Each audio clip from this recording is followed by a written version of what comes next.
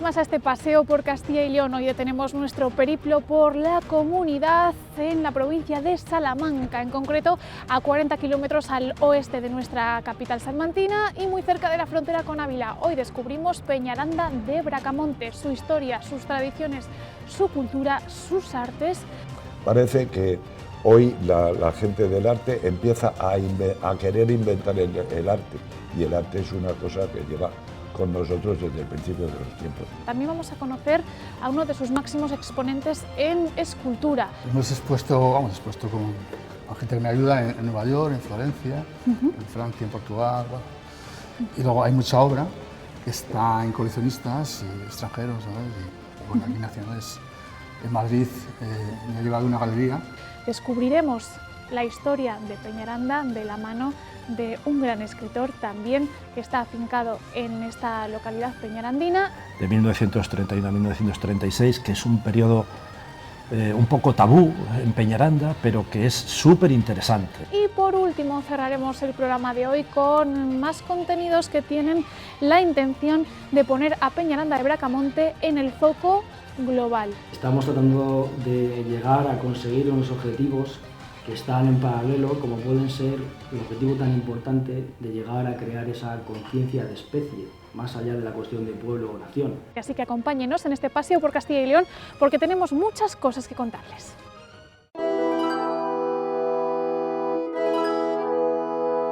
En esta plaza de España en la que nos encontramos ya suenan las señales horarias que nos indican el cambio de hora en Peñaranda de Bracamonte, el paso del tiempo que se hace patente a través de los numerosos documentos históricos que existen desde los anales y desde los orígenes de Peñaranda de Bracamonte, aunque hay un periodo de tiempo bastante oscuro del que se desconoce qué sucedía aquí. Para ello charlaremos en apenas unos minutos con Higinio Orgaz, que nos contará a través de uno de los libros que ha escrito junto a sus hijas por qué se trató de ocultar la historia de Peñaranda de Bracamonte desde el año 1836. Pero hay mucho más, ¿por qué es Peñaranda y quiénes eran los Bracamonte?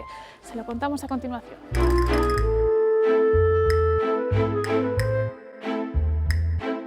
Y es que Peñaranda no siempre fue de Bracamonte. Sucedió en el siglo XVII, en concreto en el año 1602, cuando Peñaranda deja de ser solo Peñaranda para pasar a ser de Bracamonte, una concesión del rey Felipe III, llamado el Piadoso, a don Alonso de Bracamonte, un caballero de la Orden de Santiago y gentil hombre de cámara del rey, a quien convierte en conde de Peñaranda. Sin embargo, el origen de esta ciudad se supone varios siglos anterior, remontándonos a los siglos XII y XIII, tiempos de los reyes de León, Ramiro II y Alfonso VI el Bravo, que se encargan de repoblar la zona con vecinos procedentes probablemente de Peñaranda de Duero. La ciudad además cuenta con una posición geográfica muy relevante y estratégica, puesto que hasta que en 1230 se unen León y Castilla, es frontera y límite de ambos territorios. Como consecuencia de este hecho nos quedan hoy en día topónimos de la comarca como Zorita de la Frontera o Aldeaseca de la Frontera. Asimismo, Peñaranda se encuentra en el cruce de la Cañada Real de Merinas Extremeñas con los caminos arrieros de Salamanca hasta Madrid. Si avanzamos en el tiempo, descubrimos más fechas importantes para Peñaranda. En 1878 es el año en el que sale a la calle el periódico La Voz de Peñaranda. 1881, año de inauguración del famoso Teatro Calderón de la ciudad. 1894, año de la llegada del ferrocarril. 1906, creación de la Plaza de Toros. Y 1908, año en el que Alfonso XIII otorga el título de ciudad a Peñaranda. Estas son algunas de las pinceladas que podemos dar de una ciudad en la que se acuartelaron durante 4 años y en plena guerra de la independencia los franceses, donde años más tarde, en concreto en 1939, explotó un polvorín que destruyó parte de la ciudad, donde también, hace ahora 30 años, Germán Sánchez Ruy Pérez funda el Centro de Desarrollo Sociocultural de la ciudad y donde, desde 2006, existe un Centro Internacional de Tecnologías Avanzadas para el Medio Rural. En definitiva, es mucho lo que podemos contar de Peñaranda de Bracamonte, pero no hemos venido aquí para hablar nosotros, sino para escuchar a sus vecinos. La primera parada que hacemos aquí en Peñaranda de Bracamonte es en esta Casa del Arte. Fíjense ustedes Qué fachada tan significativa, tan simbólica, con nombres como Dalí, Colina, Zurbarán, Gaudí, Unamuno, Goethe, Lorca. Se mezclan todo, la pintura con esta menina que tenemos por aquí de Velázquez, la escultura, la literatura. Y hoy precisamente vamos a hablarles de pinturas y de un artista peñarandino que también ha dejado su sello y que está trabajando en el retablo de la parroquia. Así que vamos para adentro a conocer un poquito más de su obra. Acompáñenos.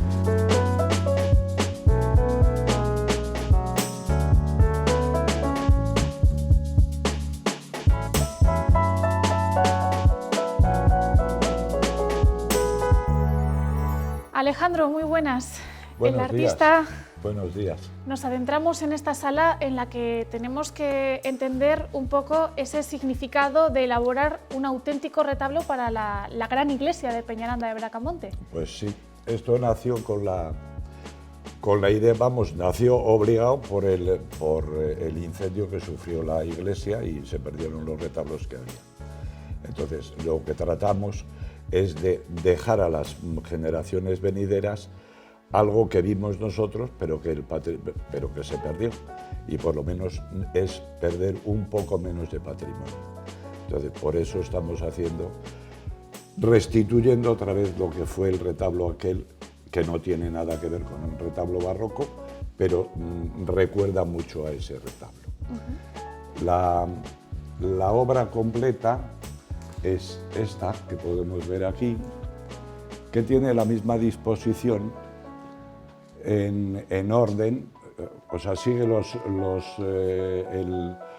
órdenes del barroco, que son, en este caso el retablo tenía 7 calles y 4 pisos, y aquí estamos con lo mismo, tenemos 7 calles, 1, 2, 3, 4 esta central, 5, 6 y 7, y 4 pisos, 1, 2, 3 y 4. Digamos, la disposición es la misma, hecha indudablemente con un arte de hoy, en el que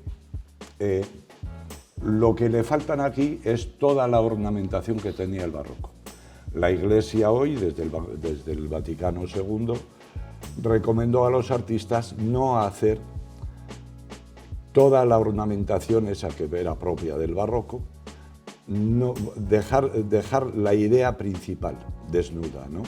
Y entonces por eso los cuadros estos van a ser simplemente cuadros, ¿no? Pero que tienen una idea, y lo que se quiere aquí es una catequesis, digamos, que nos explique todo el concepto de este retablo, que era lo que tenía el otro, nada más que hoy trasladado a los tiempos de hoy, que estamos en el siglo XXI. El arte, lógicamente, ha evolucionado desde todo aquel tiempo hasta hoy. El arte del barroco no tiene nada que ver con el de hoy, o tiene poco que ver, a veces desgraciadamente, pero bueno. Y esto es lo que vamos a hacer. Entonces se recomendó desde el obispado empezar por esta parte, por el altar mayor. El proyecto es más grande, hay otras 2 naves laterales que tiene la iglesia. Hay otro proyecto que no sabemos si se podrá hacer o no, pero bueno, estamos en el que estamos en este. Y aquí podéis ver las obras que yo ya tengo realizadas. Tenemos 7, que son, pues bueno, esto es el boceto de todo esto, ¿no? Y aquí tenemos estas 7, pues bueno, pues cada uno tiene su carnet de identidad, lógicamente. Este es San Judas Tadeo, San Pedro, Santo Tomás, Cristo resucitado. Este cuadro ha estado desde que yo le hice, que fue un encargo para el Museo Diocesano de Salamanca, para unas exposiciones que se hicieron allí, un par de exposiciones, y este ha estado siempre allí. Entonces, al obispado le ha dado exactamente igual que esté en el museo a que nos le traigamos aquí. Y entonces este pues nos va a presidir allí arriba aquel es San Mateo, aquel San Pablo, y ese es Simón Ceruti. Hay inscripciones en los diversos cuadros en 3 idiomas. Los hay en latín, en griego y en arameo, que son, digamos, las lenguas donde empieza la iglesia, históricamente de la iglesia, ¿no? Hay aquí un texto en latín, San Pablo ahí escribiendo una de sus epístolas, en griego, y ahí en arameo a San Mateo. Y esto es lo que tenemos hasta la fecha. Lo que estoy viendo también es que el tratamiento que realiza, por ejemplo, que siempre observamos los que no somos muy duchos en la materia de las telas, esos pliegues, que parece a priori que puede resultar bastante complejo de realizar, usted lo domina a la perfección. Bueno, eso es oficio solo, no es más que oficio. Son muchos años pintando y muchos años interesándome mucho por la pintura clásica. Entonces, pues bueno, pues hoy se pinta poco así, yo creo que desgraciadamente, pero bueno, eso ya es otra cosa. A mí en la pintura no me vale ya cualquier cosa. No, yo ya no firmo ningún cuadro que no me guste.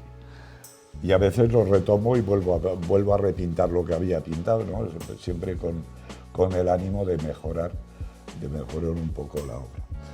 Se pinta poco así. Hace poco he estado exponiendo en Salamanca, también en La Salina, y también, pues bueno, pues la gente se queda como diciendo, este tipo de pintura no la hay mucho por ahí. Bueno, yo estoy en esa, no es porque no esté informado de las vanguardias del siglo XX, muy informado. Muchas veces tengo que defender lo que no pinto, que es artes expresionismo, abstracto, lo tengo que defender también como un gran valor, ¿no?, de la pintura. Pero yo estoy más en esta manera de hacer, sencillamente porque me gusta, no es por otra cosa. No porque no pueda hacer otras cosas. Estoy en esto, en esta manera de pintar, porque creo que me expreso mejor lo que quiero decir.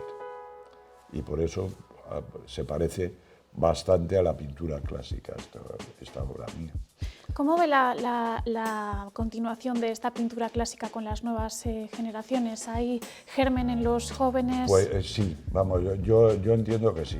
Gente con talento hay, y hay mucha gente con talento. Otra cosa, también hay que decir, que lo que no tienen que ser es, por decirlo en un término, ya que estamos en algo así de iglesia, ateos, es decir, no creyentes de todo lo que ha habido anteriormente.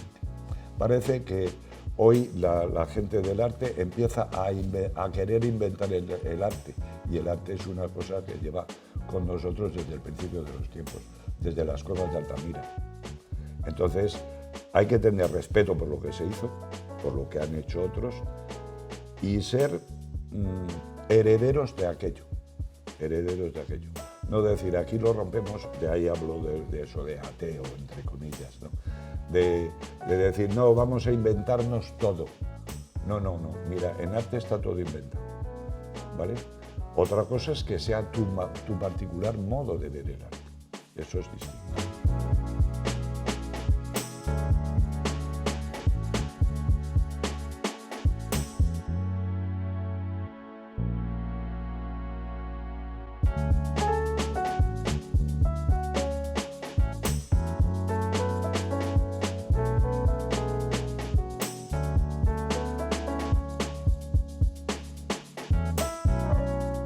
Dejamos atrás el centro de arte en el que hemos descubierto la última obra en la que se haya inmerso Alejandro Mesonero, un pintor para el que su arte, la pintura, es reflejo, máscara y también sombra. Vamos a continuar sabiendo un poco más de arte, en concreto del arte de la escultura, de la mano de uno de los mejores escultores de nuestra provincia y también de más allá de nuestras fronteras. Además, la escritura, como otro arte, también nos adentrará en la historia de Peñaranda de Bracamonte, y todo ello lo vamos a conocer aquí, tras estas columnas, en la Fundación Germán Sánchez Ruy Pérez, un personaje muy importante de esta ciudad que dotó a Peñaranda de Bracamonte de este centro cultural tan relevante para todos sus vecinos. Así que acompáñenos, que vamos a descubrir su interior.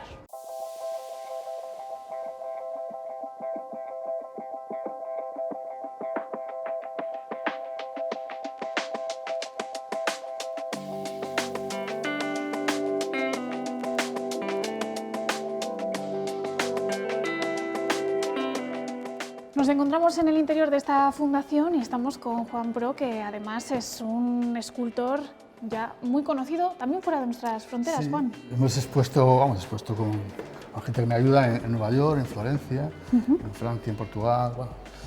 Y luego hay mucha obra que está en coleccionistas y extranjeros, ¿sabes? Y bueno, aquí nacionales. En Madrid me ha llevado una galería importante durante 10 años. Lo que pasa es que la crisis, pues bueno, dio lugar a que la mitad de las galerías de Madrid cerrasen. Entonces, una de ellas fue con la que yo trabajaba, por desgracia. Y bueno, Pues vamos a conocer un poquito la obra que tenemos aquí en esta fundación. Vamos por ello. Decíamos, Juan, que venimos a ver una de las principales obras que a mí al menos me llama muchísimo la atención. Es una pieza muy interesante, porque es Pinocho y todo el mundo conoce el cuento de Pinocho y bueno, su evolución, cómo nació y todas las historias, ¿no? Entonces, Pinocho nació, digamos, esta pieza en concreto, nació aquí en la Fundación. Fue una idea de los coordinadores y directores de la Fundación en ese momento, hace unos 27 años, 28, y entonces decidimos hacer la propia escultura en la biblioteca, rodeado de niños. Entonces a los niños se les explicó que teníamos un tronco y que de ahí vamos a tratar de sacar a Pinocho, que estaba encerrado. Y entonces, bueno, pues fue una experiencia muy bonita porque realmente los niños, pues como niños que son, pues realmente se creían que bueno, quitando la madera así, salía ya el propio personaje. Y entonces, de alguna manera, bueno, lo conseguimos porque como íbamos trabajando y ya haciendo un poquito la silueta de la cara, pues parecía como que iba naciendo instantáneamente del propio tronco, retirando la madera, como que aparecía el muñeco ahí. Además vemos que la talla es prácticamente, bueno, no prácticamente, es la medida de un niño. Sí, es la medida de un niño de 7-8 años. La referencia la cogí de uno de mis hijos en esos momentos y más o menos para tener una idea de cómo podía ser. Y bueno, como vemos la cara, tiene cara como de niño y luego el cuerpo como de muñeco, ¿no?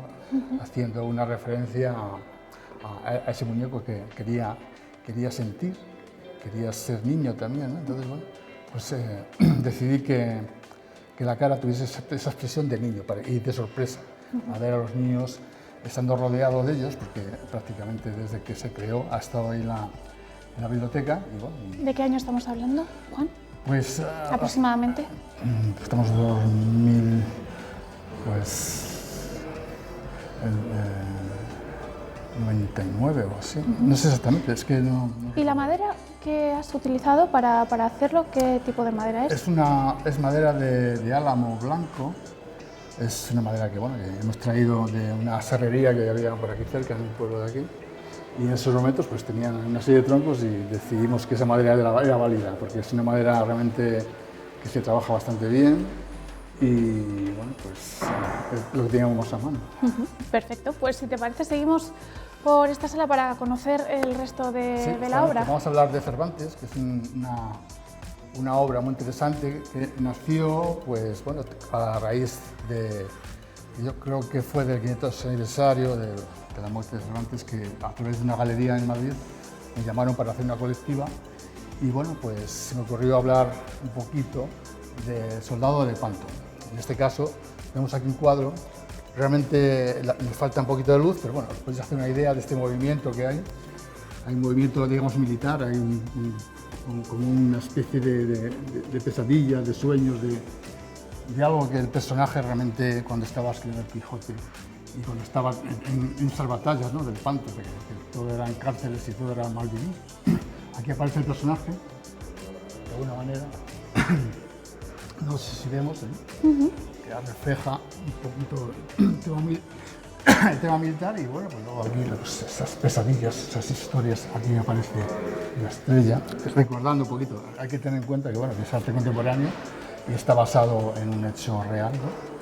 Es perturbador, nos perturbador, transmite sí. Perturbación por esos momentos bélicos. Exactamente, hay un movimiento y bueno, yo creo que es un cuadro que nació para que se entendiese dentro de lo que es el arte contemporáneo. Yo creo que es un cuadro muy interesante, a mí me gusta mucho.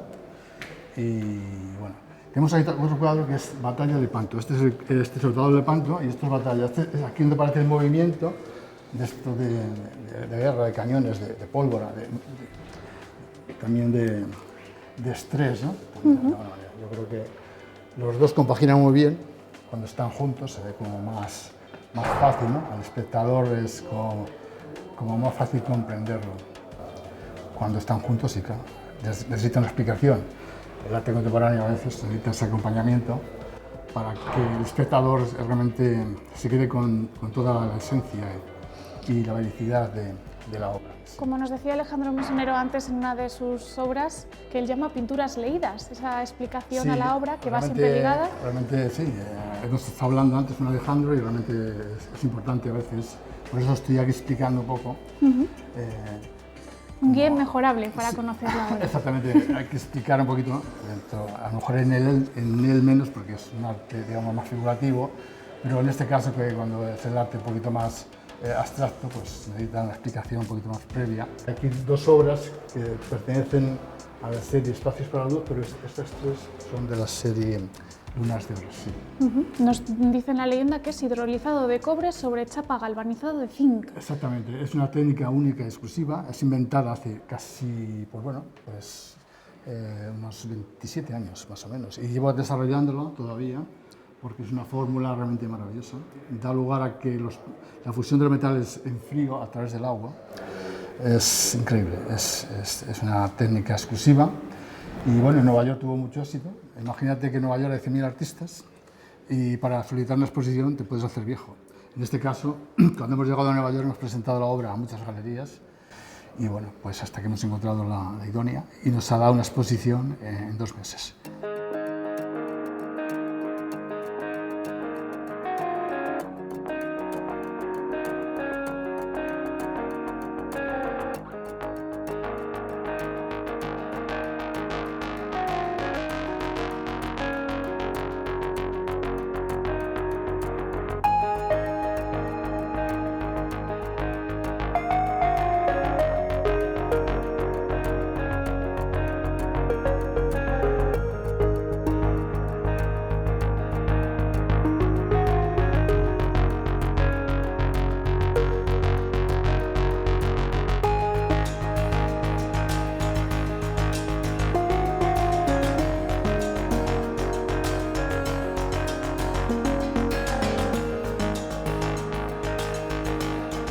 Ya estamos en el interior de la biblioteca de la Fundación y estamos muy bien acompañados por Higinio Ordaz. Muy buenas, Higinio. Hola, buenos días. Que ha escrito este libro sobre Peñaranda de Bracamonte durante el reinado de Alfonso XIII. Y es que nos comentabas antes, Higinio, fuera de cámaras, que existe muy poca historia a partir de 1836. Efectivamente, se publicó la historia de Peñaranda hasta el año 1836 por las profesoras de la Universidad de Salamanca, Ana Carabias y Claudia Müller, y nosotros lo que estamos haciendo es la historia de Peñaranda ahora del siglo XX. La verdad es que del siglo XIX Peñaranda es la gran desconocida en el siglo XIX y es un siglo que habrá que abordarlo en otro momento. Nosotros ahora nos hemos centrado en el siglo XX y hemos comenzado por la época de Alfonso XIII, los 30 años de reinado de Alfonso XIII, de 1901 a 1931, que lo haremos en 3 tomos. El primero es el que ha visto la luz este año pasado y de forma inminente verá la luz el segundo tomo, la segunda década de este reinado. ¿Por qué ese desconocimiento de Peñaranda durante precisamente esos siglos que, bueno, podría parecer que es más fácil desconocer la historia más antigua que la que es más reciente? Bueno, Peñaranda es una ciudad, tiene el título de ciudad dado precisamente por Alfonso XIII en 1908, pero es una población de origen medieval, bajo medieval, que con el paso de los años ha tenido algunos hitos en su historia que han estado a punto de hacerla desaparecer. Si ha estado a punto de desaparecer la ciudad en 2 o 3 ocasiones muy puntuales, lógico es que hayan desaparecido archivos, que hayan desaparecido monumentos, que hayan desaparecido muchísimas cosas de Peñaranda. Entonces, con esas desapariciones, parece que la memoria colectiva también lo ha sufrido y ha creado una serie de lagunas, hasta tal punto que hablas con los peñarandinos más antiguos del lugar y conocen de tradición oral algunos hechos, algunos sucesos, pero ha quedado en segundo plano y prácticamente en claroscuro lo que es la historia de Peñaranda. Y llegamos hasta la Plaza Mayor de Peñaranda de Bracamonte. Aquí estamos, donde se encuentra este vivero de empresas con proyectos realmente interesantes, proyectos que se han vuelto al pueblo, que han llegado a Peñaranda de Bracamonte para nacer precisamente aquí y posicionar esta ciudad en todo el mundo y crear un auténtico referente. Así que vamos para adentro porque nos están esperando y nos tienen que detallar un poquito más en qué consiste este proyecto. Acompáñennos.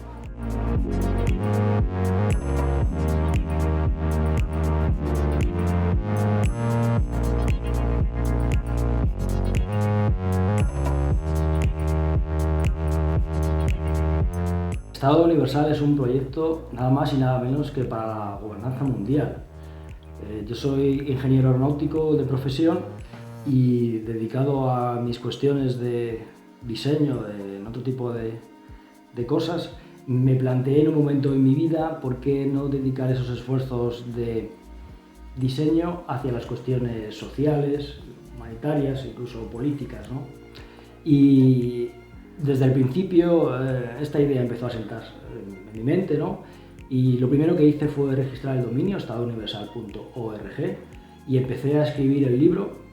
El libro es la memoria de este proyecto, un proyecto para llegar a crear la primera asamblea constituyente de la humanidad, que se articula mediante una red social del mismo nombre, que es la herramienta, el elemento fundamental para conseguir llevarlo a cabo. De hecho, estamos dedicándonos ahora al 100% en toda la parte de la red social fundamentalmente, ¿no?